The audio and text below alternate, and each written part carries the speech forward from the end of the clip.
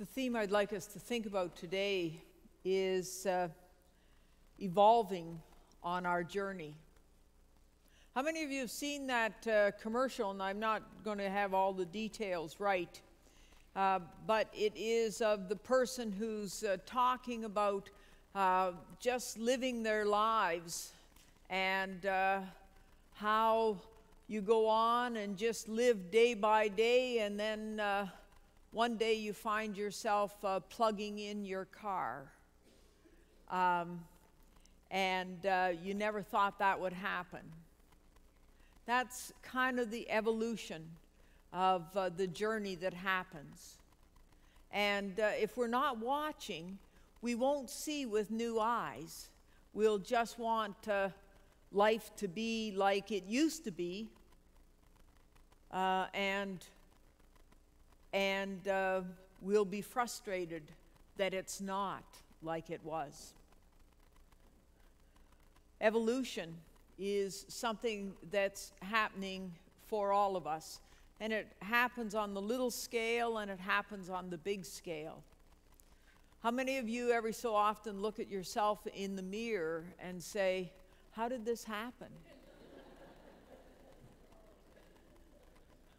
You know, my mother used lots of cream on her face, and she got lots of wrinkles.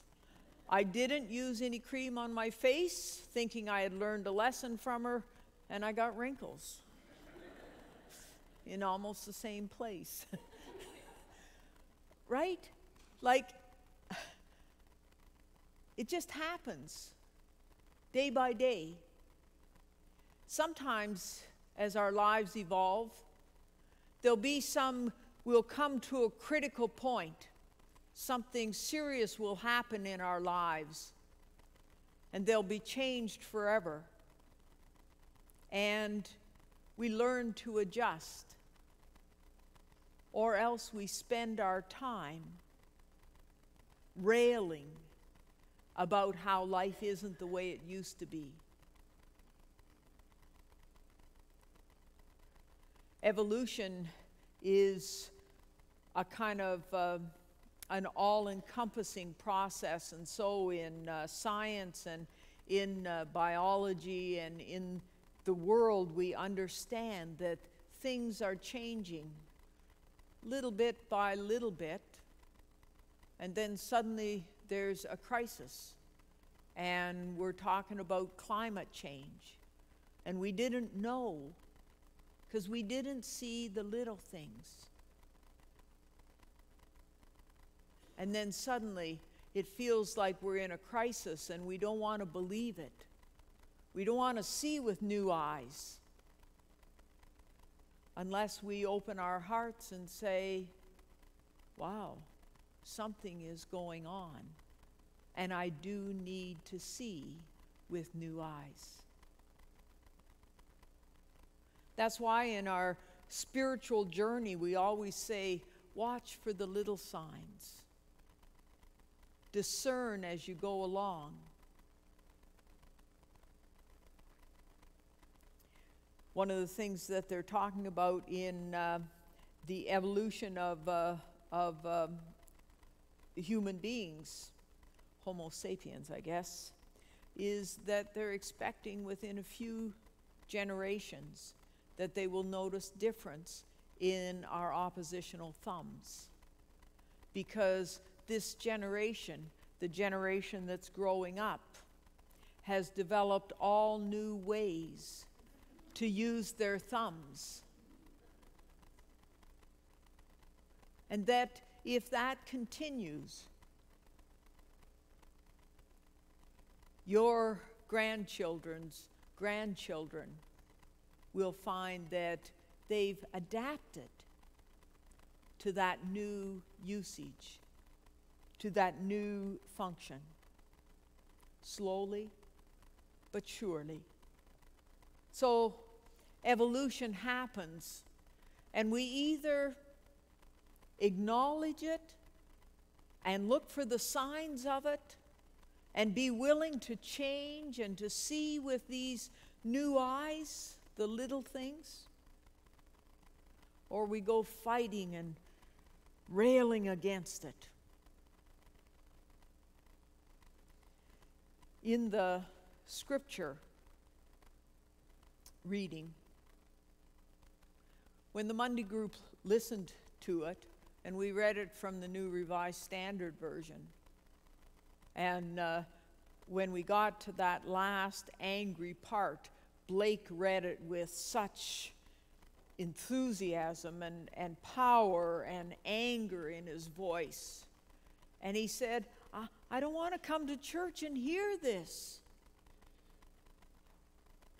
Because the old language is often harsh.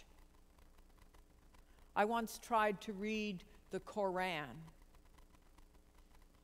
and I thought to myself, wow, the language is harsh, and the message is harsh. And then I went and read from one of the translations of the Bible, some of the Psalms, and I thought, wow, this language is very harsh, and the message is hard. And I realized that language and those images and come from a day and an age that we have evolved out of. We don't talk on the spiritual journey about hell and damnation. We don't try to scare people, or many don't, try to scare people into obedience, because we've evolved into a much more invitational, a much more open-minded, open-hearted way. We know we can't frighten people into obedience.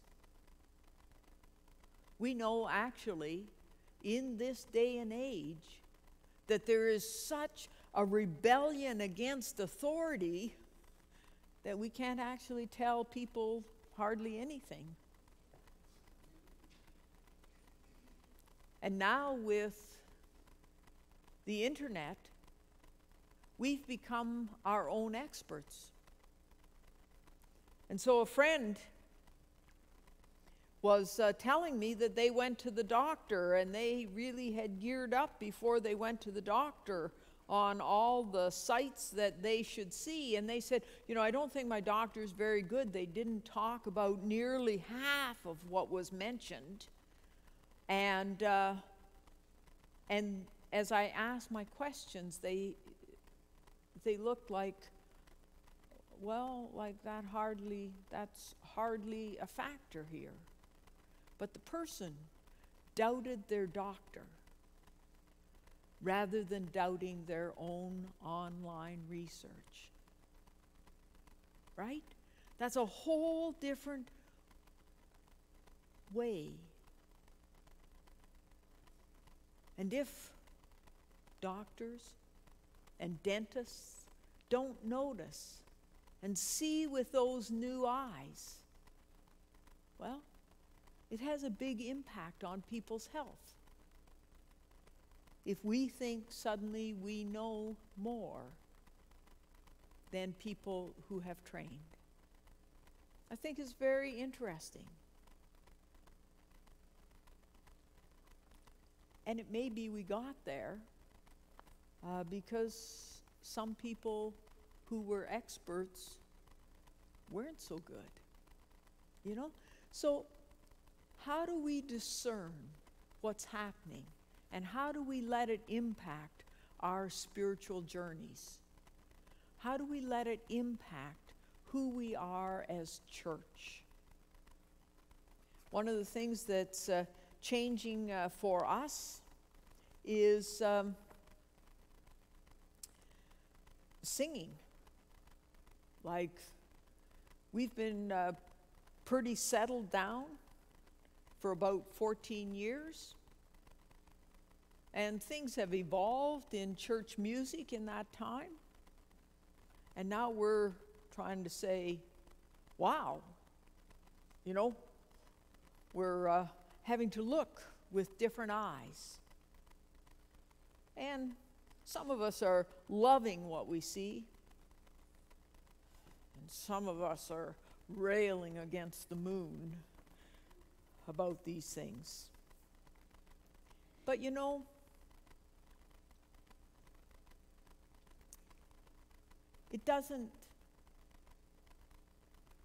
evolution doesn't happen. I want to say, like, these things, because evolution moves so slowly, a lot of the issues we deal with over and over again. So, remember John Wesley, I think from the 1700s?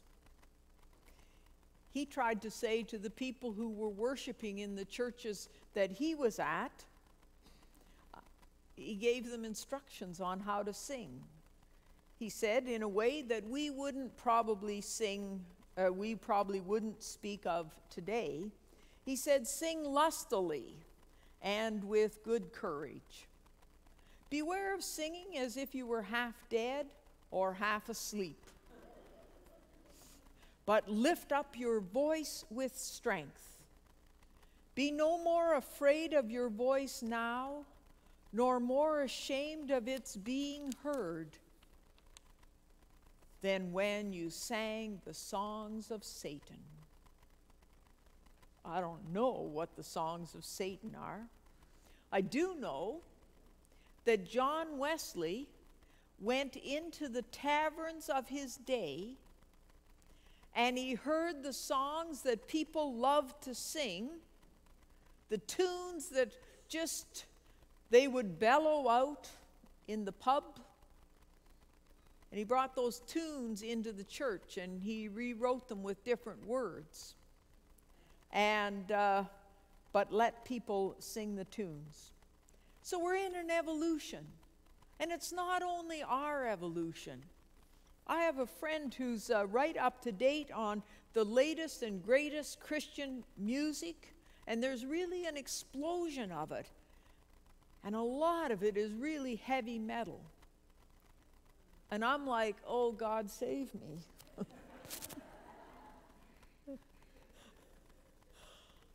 But there's a whole generation of people who have opened their heart to heavy metal Christian singing. Right? Where do we want to evolve to? And then we're in this conversation with Cadbury Bay. And in the past, amalgamation and exploring amalgamation has always meant weakness. It's always meant, you know, we can't go it alone. And so we amalgamated.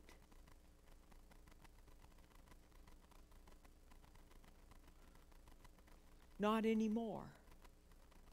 We may use the same word, but in the evolution of church, as it turns out and the society is changing and there are fewer people who are interested in traditional church and there are fewer people who are interested in being Christian, we're in this evolutionary time and we're finding our way. And now,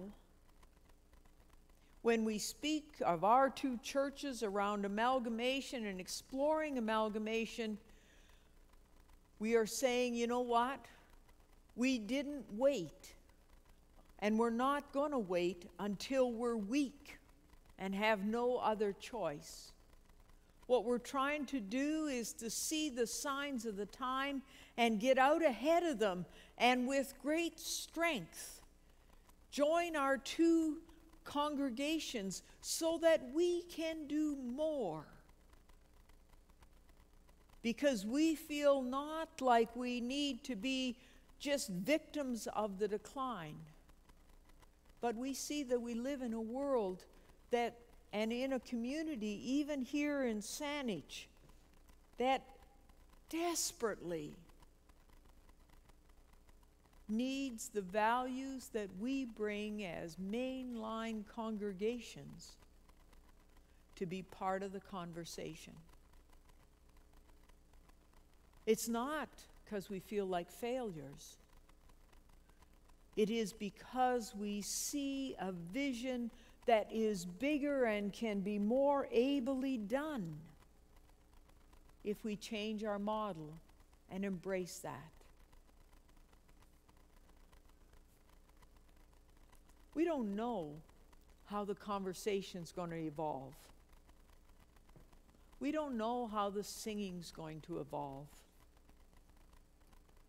We can see, if we take the time span between that original psalm that Mary so ably read and compare it to the language in the paraphrase psalm that we read,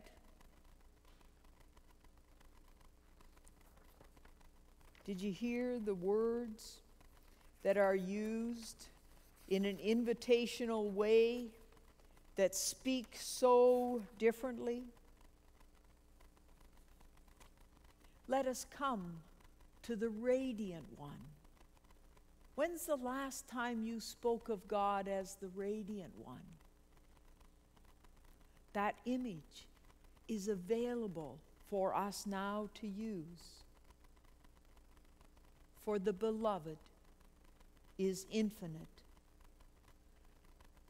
the breathing life of all.